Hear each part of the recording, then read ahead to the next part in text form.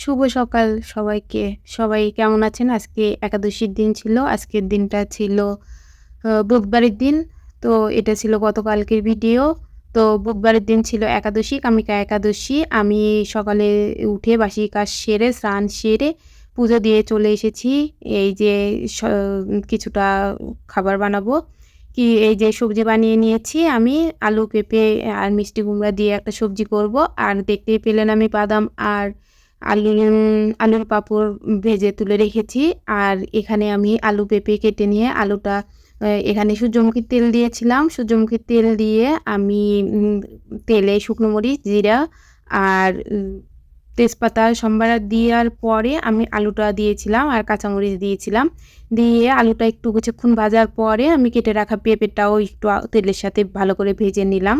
নিয়ে এই যে ভালোভাবে ভেজে নিবার পরে আমি এই যে কেটে রাখা মিষ্টি কুমড়াগুলো দিয়ে দিচ্ছি আর কি। দিয়ে এটা দিয়ে আমি একটা সবজি বানাবো। আর ওই পাশে আমি বাদাম আর আলুর পাঁপড়টাও মেখে নিলাম মশলা দিয়ে। ওই যে ভাজা জিরে গুঁড়ো আর বিট লবণ, ঝালের গুঁড়ো এটা দিয়ে আলুর পাঁপড়টা মেখে রেখে দিলাম আর কি।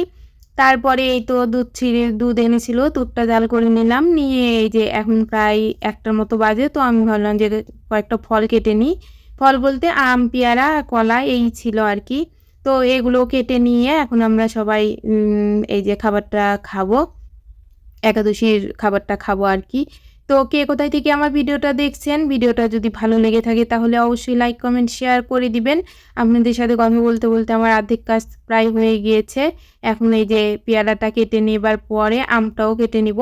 তো ওখানে আমি ২টা পেয়ারা নিয়েছিলাম। তারপরে ভাবলাম যে পেয়ারা ২টা কেটে মনে হয় এখন দরকার হবে না, খাওয়া যাবে না পেয়ারা হতো।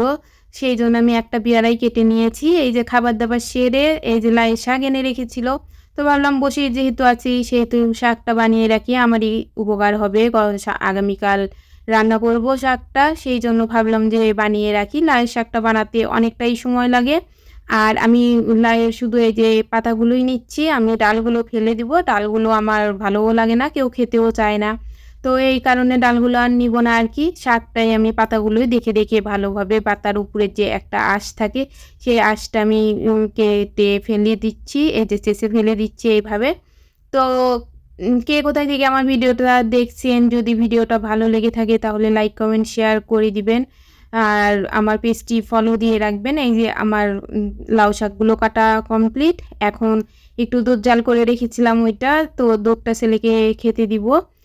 খেতে দেবার পরে তারপর আবার রাতের জন্য একটু কিছু রান্না করতে হবে। এটা সন্ধ্যার কিছু আগে আর কি। তো একটু সাবু করে নেব। সাবুর খিচুড়ি বলেন, পুরপুরি বলেন, যাই হোক। এটা গাছ সাবু ছিল। গাছ সাবুটা আমি ভিজিয়ে রেখেছিলাম। ভিজিয়ে রাখার কারণে যে ফুলে উঠেছে। আমি এখন গাছ সাবুটা ভালোভাবে ধুয়ে নেব। আর সূর্যমুখীর তেল দিয়ে, ফ্রাই প্যানে সূর্যমুখীর তেল দিয়ে ওখানে তেজপাতা, জিরা আর শুকনো মরিচ আর কাঁচামরিচ সম্বারা দিয়ে একটু আলু ঝুরি করে নিয়েছিলাম। কয়েকটা আলু ঝুরিটা খুব ভালো করে লবণ দিয়ে, সন্দক লবণ দিয়ে ভেজে নিলাম। খুব ভালো করে ভাজার পরে আমি ওই যে ধুয়ে রাখা যে গাছ সাবুটা, এটা হলো গাছের সাবু, গাছে হয়। তো এই গাছ সাবুটা আমি আর কি দিয়ে দিলাম কড়াইয়ে। দিবার পরে এটা খুব অল্প আঁচে রান্না করতে হয়। অল্প করে জল দিয়ে দিয়ে রান্না করতে হয়। আর নামানোর আগে